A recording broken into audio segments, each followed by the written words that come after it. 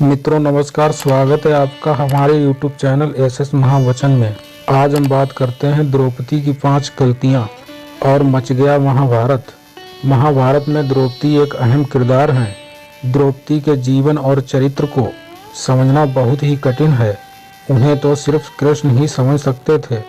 द्रौपदी श्री कृष्ण की मित्र थी। मित्र ही मित्र को समझ सकता है। आज हम आपको द्रौपदी की वे 5 गलतियां बताना चाहते हैं जिसके कारण महाभारत की संपूर्ण कहानी बदल गई।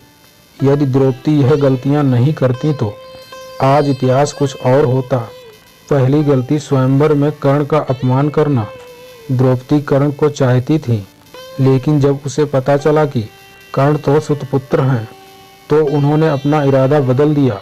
उसने पहली बात तो यह कि कर्ण को स्वयंवर की प्रतियोगिता में भाग नहीं लेने दिया, और दूसरा यह कि उसने कर्ण को बुरी तरह से अपमानित किया। यदि वह ऐसा नहीं करती तो परिणाम कुछ और होता।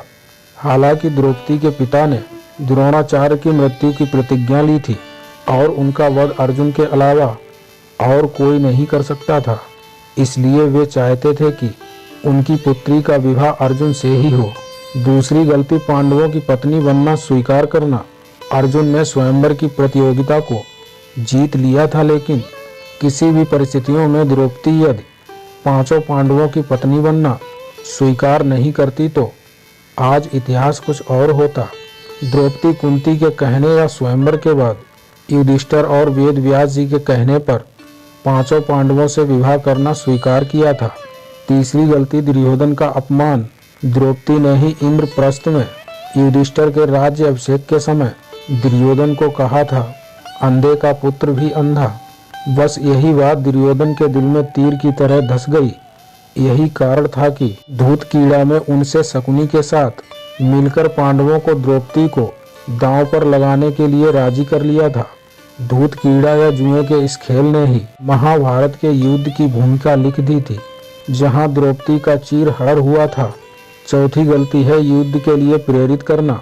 अपने चीरहरण के बाद द्रौपदी ने पांडवों से कहा कि यदि तुम दुर्योधन और उनके भाइयों से मेरे अपमान का बदला नहीं लेते हो तो धिक्कार है तुम्हें। द्रौपदी ने पांडवों से कहा कि मेरे केस अब तब तक खुले रहेंगे जब तक कि दुर्योधन के खून से इन्हें धो नहीं लेती। उस समय द्रौपदी ने ऋतु स्नान नहीं किया था। ऐसे में भीम ने कसम खाई कि मैं दुर्योधन की जांघ को गदा से तोड़ दूंगा और दुशासन की छाती को चीरकर उसका रक्तपान करूंगा। चीरहरण के दौरान कर्ण ने द्रौपदी को बचाने की जगह कहा, जो स्त्री 5 पतियों के साथ रह सकती है उसका क्या सम्मान। यह बात द्रौपदी को ठेस पहुंचा गई और वह हर समय अर्जुन को कर्ण से युद्ध करने के लिए उकसाती रही। 5वीं गलती है जयद्रथ की बुरी नज़र। जुए में अपना सब कुछ गवा देने के बाद पांडव वनवास की सजा काट रहे थे, तब दुर्योधन के जीजा जयद्रथ की बुरी नज़र द्रौपदी पर पड़ी। उसने द्रौपदी के साथ जबरदस्ती की और उसे रथ पर ले जाने का दुस्साहस भी किया, लेकिन ऐन वक्त पर पांडव आ गए और उसे बचा लिया।